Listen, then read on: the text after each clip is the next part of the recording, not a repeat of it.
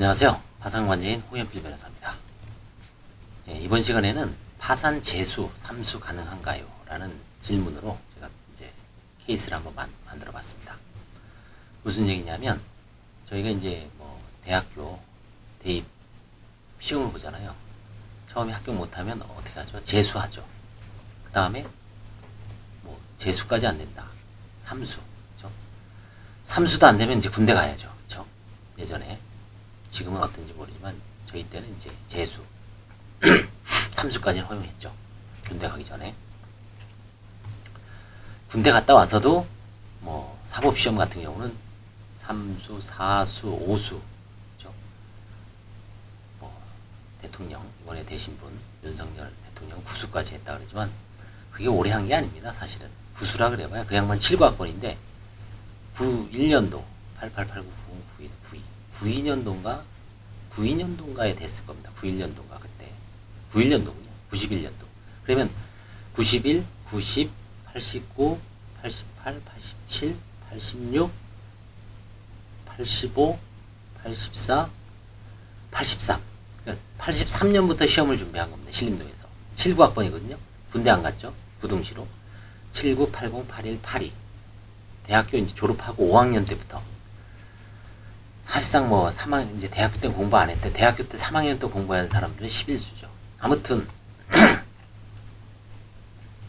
뭐 5수가 되든 9수가 되든 됐잖아요. 그렇죠? 파산도 마찬가지입니다. 재수, 3수, 4수 하시는 분이 있어요. 그렇죠? 그래서 재수, 3수 가능한가요? 뭐 정답은 세모입니다. 그러니까 동그라미일 수도 있고 X도 일 수도 있고 중간에 세모. 어떤 때 가능하고 어떤 때는 안 된다.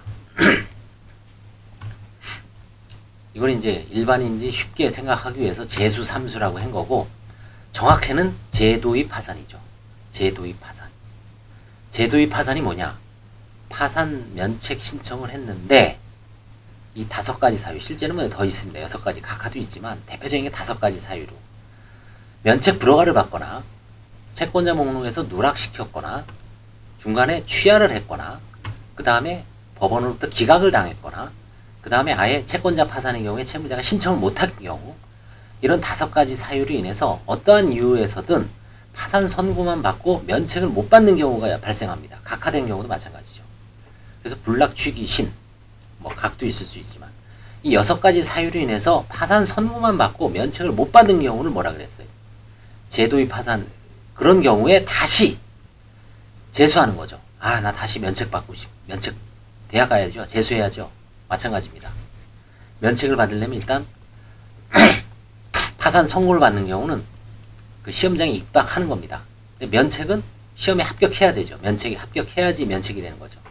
근데 다시 파산 선고를 파산 신청을 하는 것을 제도의 파산이라고 합니다. 다시 한번 정리하면 파산 면책 신청을 했는데 불허가, 누락, 취하, 면책 기각, 그 다음에 신청을 아예 못한 경우에 면책을 못 받았어. 이런 사유로 인해서 면책을 못 받은 경우에 다시 면책을 받기 위하여 다시 파산 면책 신청을 하는 것을 제도의 파산, 뭐 일반인들은 재수의 파산. 그 다음에 그것도 안 됐다. 그럼 다시 3번 하는 분도 있습니다. 삼수하는 경우죠. 3도의 파산이라고는 안 해요. 그런 것도 제도의 파산이라고 합니다. 그럼 이 제도의 파산이 가능하냐? 예전에 대법원에서는 3가지 경우 불기신, 불허가, 기각, 신청을 못한 경우에 불기신은 판례가 있습니다. 대법원 판례가. 안 된다. 다시 하면은 그거는 기각사유다. 혹은 뭐 각하사유다. 대법원 판례. 그래서 대법원의 판례는, 대법원의 입장은 완고한 입장이었습니다. 하급심에서도 실제 이런 걸 해보면 완고한 판사님들은 보정명령을 내려서 취하를 이거는 대도의 파산이기 때문에 취하를 하는 게 어떤가요? 그러면 뭐 안 받아들이겠다는 얘기죠. 선고를 안 해주겠다는 얘기, 면책을 못 시키겠다는 얘기죠. 근데 중대한 변화가 일어났죠. 언제? 4월 17일 날 서울해생법원에서 판결이 나왔습니다. 아주 중요한 판결이 나왔죠. 소경환 원장님이 재판장이었고 이승미 판사님이 뭐 주심이었는지 모르겠지만 하여튼 합의부원이었고요. 거기서 제도의 파산을 인정하는 논문, 거의 논문 수준의 그 판결이 나왔습니다. 제도의 파산이 기본적으로 재산을 빼돌리거나 뭐 이런 파산 절차의 남용이 아닌 한 허가가 돼야 된다. 결국 제도의 파산은 예전처럼 무조건 그냥 대법원 판례에 반하니까 각 하나 기각시키는 게 아니라 보정명을 권할 게 아니라 실질적인 심리를 해서 이 사람이 왜 불허가를 받고 왜 누락됐고 왜 취하를 했고 왜 기각이 됐는지, 특히 취하 기각 불허가가 문제입니다. 누락하고 그 신청을 안 한 경우는 뭐 드문 경우니까 주로 불허가 받고 취하하고 기각된 경우, 이 세 가지 경우에 다시 받아들일 것인가. 이 누락의 경우에는 면책 효력 확인이소도 있고 뭐 청구이소 이런 걸 해서 고의에 의한 누락이냐 과실에 의한 누락이냐를 다툴 여지가 있으니까 굳이 제도의 파산으로 들어가는 것보다는 이제 그걸 하는 게 낫는데, 그것도 반드시 이긴다는 보장이 없으면 다시 들어올 수도 있습니다. 그래서 불락, 취기신 이 5가지 경우에 다시 제수, 파산에 대한 제수 삼수가 가능한가에 대해서는 2020년 4월 달에 서울해생법원에서 제가 유튜브에도 찍었습니다. 그리고 전향적인 논문성 판례가 나와서 실무에서도 저도 최근에 제가 제도의 파산으로 돌파를 해라. 저 과거에 취하를 당한 분들, 취하를 했는데 구제를 못 받은 분이 있죠. 근데 뭐 환가를 했어요. 관제인이. 저도 환가를 했습니다. 근데 그분이 취하된 거를 이거 어떻게 법원에서 그 사이 판단이 바뀌고 그냥 종국으로 끝나죠. 그런 경우에 그럼 다시 할 수는 없나요? 할 수가 있다는 거죠. 제수, 삼수할 수 있다. 제수할 수 있다는 얘기입니다. 파산, 제수 가능하다. 다만 무작정 가능한 게 아니라 파산 면책 절차의 남용이 아니어야 됩니다. 남용이냐 여부는 남용을 하면 기각을 시키자는 얘기이기 때문에 일단은 받아들이자. 파산 선고는 하고 심리를 해서 남용이면 면책을 기각시키면 되고 다시. 만약에 파산 남용이 아니면 제도의 파산에서 면책을 받아주자. 면책, 그럼 이제 과거의 파산을 불허가 받은 이유를 정확하게 심리해야 되겠죠.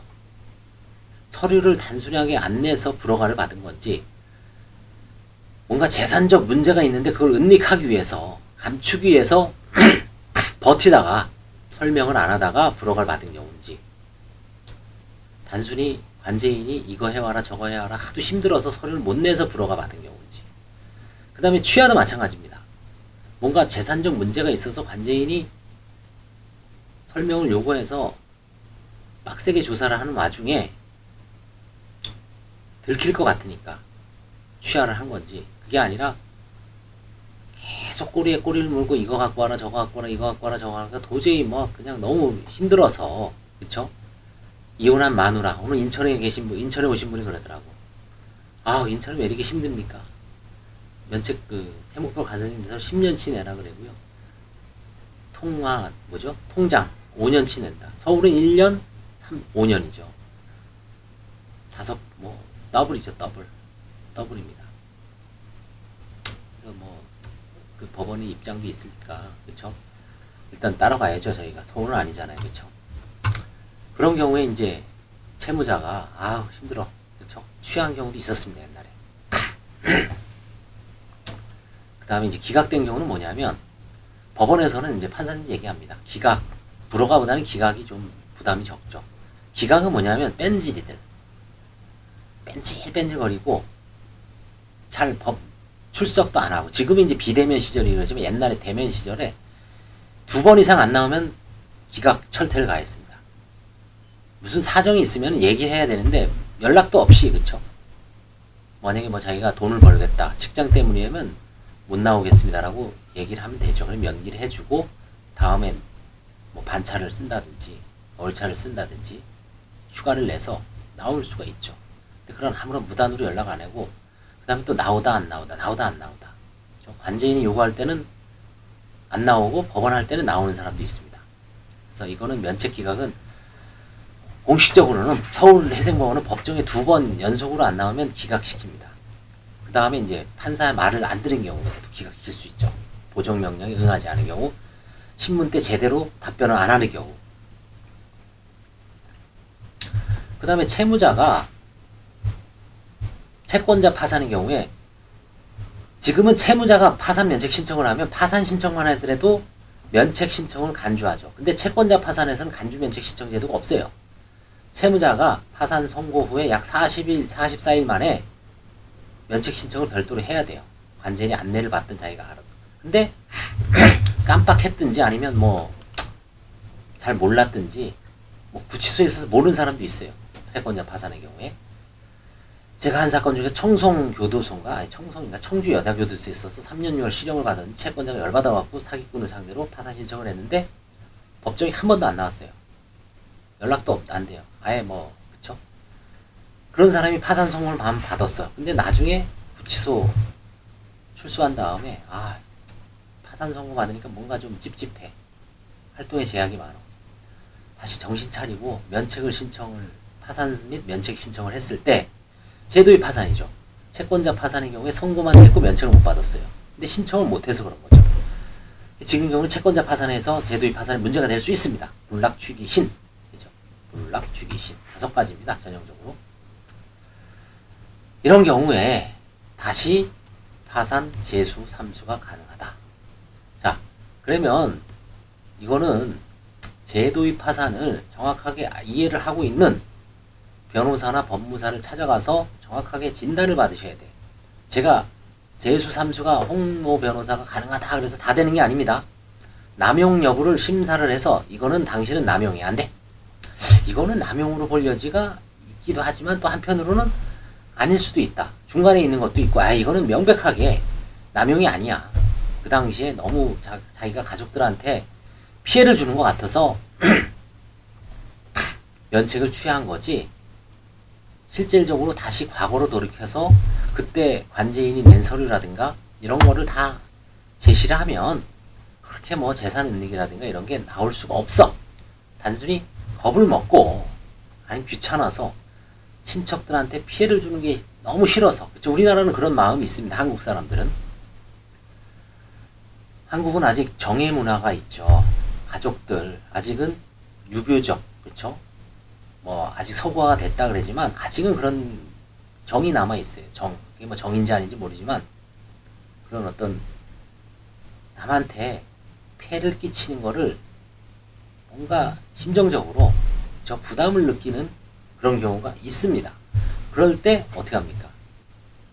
이거 하면 사이한테 사이에 무상거주 확인서를 띄워나 사이에 연봉 무슨 그쵸? 소득 금액. 그럼 자기가 딸한테는 얘기할 수는 있지만 차마 사이한테는 그쵸? 창피하거나 아니면 도저히 못하는 경우가 있습니다. 분명히. 아직까지 우리나라 문화입니다. 그럼 관제인은 요구하죠. 당신이 사이 집에 무상으로 거주하면 무상거주 확인서 띄워와라. 그쵸? 그 다음에 그 임대차 보증금이 사이가 3억이면 사이가 그 정도 되는 능력인지 대출을 받았는지 사이가 연봉 5년치 띄워와라. 사이가 만약에 삼성전자 다닙니다. 근데 그럼 사이 딸한테 통해서 그 박서방 삼성전자 소득금액 증명 좀 띄워와라. 재직증명서 띄워오란다. 관제인이. 뭐 부부 사이가 좋거나 딸이 그쵸? 남편을 꽉 쥐고 살면 우리 엄마 아버지 이번에 파산 면책 들어갔는데 당신 이거 좀 해줘야 되겠다. 그래 해주지 뭐 당연히. 대부분 해줄 겁니다. 사실 얘기하면. 뭐 파산 면책이 창피한 것도 아니고. 지금 얘기지 실제 당하는 사람 입장에서는 그런 경우가 있을 수가 있습니다. 사이 거 못 뛰어. 그래서 슬그머니 취하는 사람 봤습니다. 제 옛날에. 아니면 되게 힘들어하는 분도 있어요. 그런 걸 요구할 때. 그때 관제인이 이 정도 넘어가자. 그쵸? 그런 배려가 필요할 수도 있죠. 그냥 무조건 그냥 이거 안 갖고 오기 전에는 면책 안 해줍니다. 팔짱 다 끼고 갖고 올 때까지 그냥 계속 속행하고 저도 옛날에 그런 경우가 있을 수가 있어요. 수천 번을 하다 보면. 근데 지금은 그래 넘어가자. 문화를 이해해야 돼요. 그래서 파산 제수는 가능하다. 다만 일정한 남용이 아닌 한 파산 절차의 남용으로 법조인들, 그렇죠? 법률가들한테 가서 정확하게 그 판례도 공부하고, 그렇죠? 심사를 받아라. 이게 오늘의 결론입니다. 파산 제수 가능한데 과거에 불허가를 받거나 취하됐거나 기각받으신 분들은 지금 완전히 절망할 필요는 없습니다. 그 중에는 물론 그리고 또 설사 재산을 빼돌렸어. 빼돌린 재산이 그 당시에 뭐 몇천만 원 안 돼요. 1, 2천 빼냐 안 돼. 빚은 수억이야. 뭐 수억 빼돌린 것도 아니야. 그리고 세월이 꽤 들렀어. 지금은 아무것도 없어. 그런 경우는 해줄 수도 있어요. 또. 그렇죠? 그러니까 뭐 하여튼 그런 거를 한번 정확하게 변호사 사무실에 와서 심사를 받아요. 이걸 괜히 뭐 파산 제수 가능하다 그래서 다 되는 줄 알고, 그렇죠? 또 피상적인 것만 듣고 저 파산관제인 뭐 홍보 변호사가 다 된다 그랬다. 다 되긴 뭐가 다 돼요? 다 되는 건 없습니다. 심사를 해야 돼요. 재판은. 그렇죠? 파산 제수 가능하다. 단 일정한 요건이 있다. 이런 결론을 내리고, 구체적인 것은 2020년 4월 17일 서울회생법원 판례는 서울회생법원 사이트에도 있습니다. 공시가 되어 있으니까 그 PDF 다운로드를 받아서 출력을 해서 여러 번 읽어보시고, 그렇죠? 그걸 과연 어떻게 할 것인지, 나는 남용이 아닌 거는 어떻게 입증할 것이고 어떻게 소명할 것인가를 대리인하고, 그렇죠? 같이 머리 싸매면서 또 해야 돼요. 쉽지는 않습니다. 쉽게 그래 남용 아니야 해줄게 이러지는 않아요. 또 뭐 가져와라 그렇죠? 쇠가 빠지게 고민하고 그래야지 또 결국 그 산 고비를 넘기는 게 쉽지는 않습니다. 그렇죠? 뭐 따놓은 당상이 아니에요. 재수 가능하다 그래서 뭐 다 되는 천만의 말씀이죠. 그렇죠? 열심히 해야 됩니다. 감사합니다.